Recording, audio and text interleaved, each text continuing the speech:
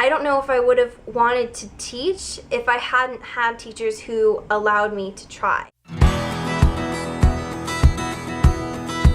Hi Haley, it is Thursday, May 16th, and today I want to talk to you about passion. The reason that I want to talk to you about passion today is because of two reasons. The first one is because of your question for me this week about book recommendations, which I'll get to in just a second. And the second one is because of a story that my Gender, Women, and Sexuality Studies professor told me this week. Now, I'm really happy that you asked me this question about book recommendations, but it was very difficult to find the appropriate answer for.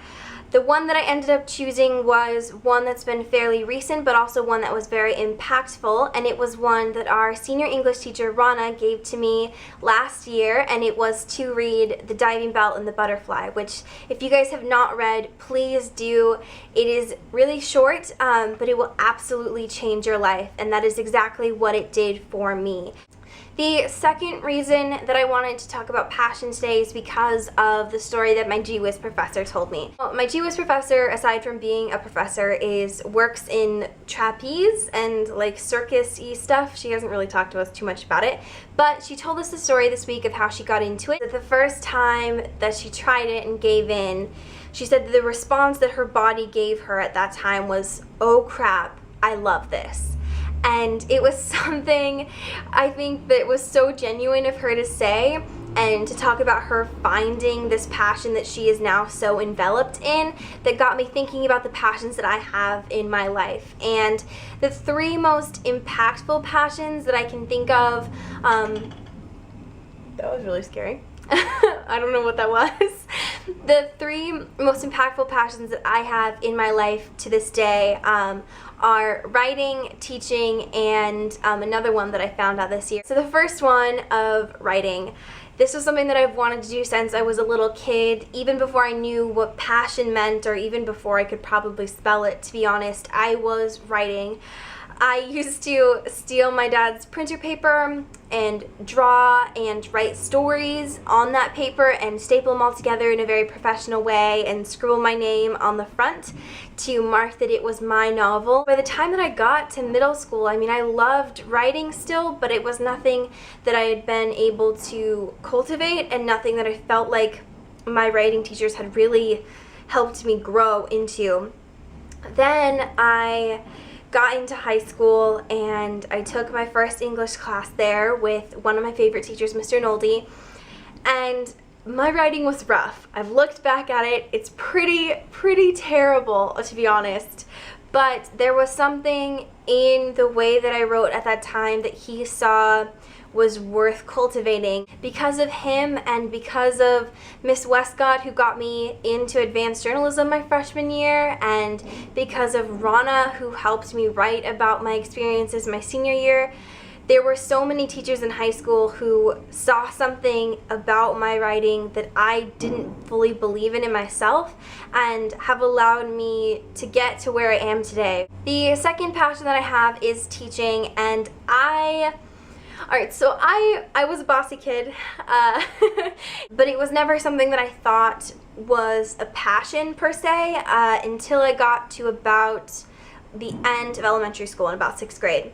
By the time that I got into 6th grade, the teacher that I had was absolutely amazing, and she saw that the classroom structure for me just wasn't working. Something had changed in me at that time where just a regular classroom structure like that just wasn't enriching and wasn't fulfilling enough for me anymore.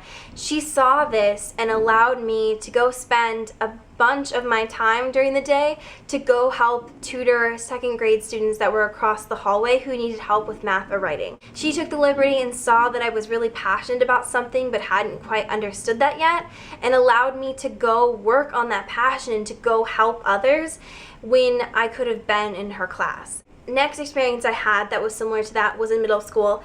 It was in 8th grade with another teacher that I absolutely adore, Mr. Olson, who allowed me the opportunity to use our advisor period,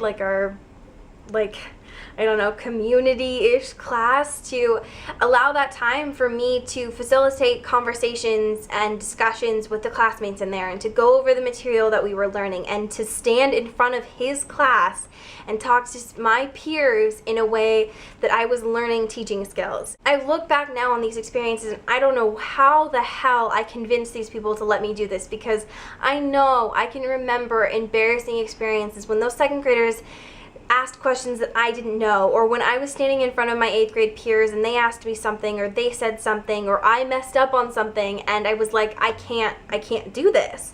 I can't teach like this in real life. But for some reason, they saw something in me and just kept pushing me to keep trying it. And by the time that I got to high school, I was still going up in front of people and teaching things. I had math teachers who let me guide study sessions. I had a Spanish teacher who let me go in and teach a younger class about material that he knew just as well as I did, but allowed me the opportunity to try. And as time went on, I realized that this was more and more of a passion, and not just me feeling bossy or feeling more entitled than these people. But if it hadn't been for my teachers throughout the way who allowed me this opportunity to try and express myself in front of other people, I don't know if I would have been able to cultivate it. I don't know if I would have wanted to teach if I hadn't had teachers who allowed me to try. The third passion is one that I learned this year, and it's a story that I've already told on here, but it is gender, women, and sexuality studies. It was the first class I had. It was the first classroom I had walked into on my first day here, and I listened to my professor talk to me about the introduction into the course, and I had that moment. It was the first time that I can cognitively remember having the, oh crap, I love this moment. What I love so much about learning about gender, women, and sexuality studies and learning about my passion for it is that when I had that moment, I didn't feel like I was losing my identity. It was shocking. It was shocking for me to find out that I loved a different major, a different subject than the one that I had already loved, because I came in as an English major. But the best thing about that is I didn't feel like I was robbing myself of a passion that I'd grown up and cultivated throughout the years. It felt like for the first time, the identity that I had was complete. I have a week before my birthday, and I'm going to be 19, and I'm going to be almost done with my first year of college, and I can look back and say that even though I've had a lot of ups and downs with my body being really annoying, that this is the first time in my life that I feel like my identity is exactly where I want it to be. I think that this whole year for me has been about cultivating these passions, learning about them, and finding something that works for me and not just doing something for somebody else, which I think is absolutely amazing. My question for you for next Tuesday is, when have you had your oh crap, I love this moment? And if you've had it multiple times, what has that been like for you? I will see you guys. Oh crap, that reminds me, I need to talk to you guys about this. Okay, so here's the thing about next week.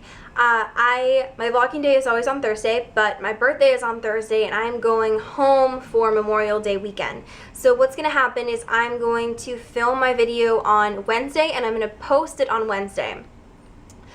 So I'll talk about that on like our social networks and stuff. But I'm going to be filming like while I'm at home for my birthday, so that will be another special on top of it that I'll post when I get home or when I have time to do that. So that means that I will not see you guys next Thursday. I will see you guys next Wednesday. Thank you so much for watching, and have a great day. All right, bye.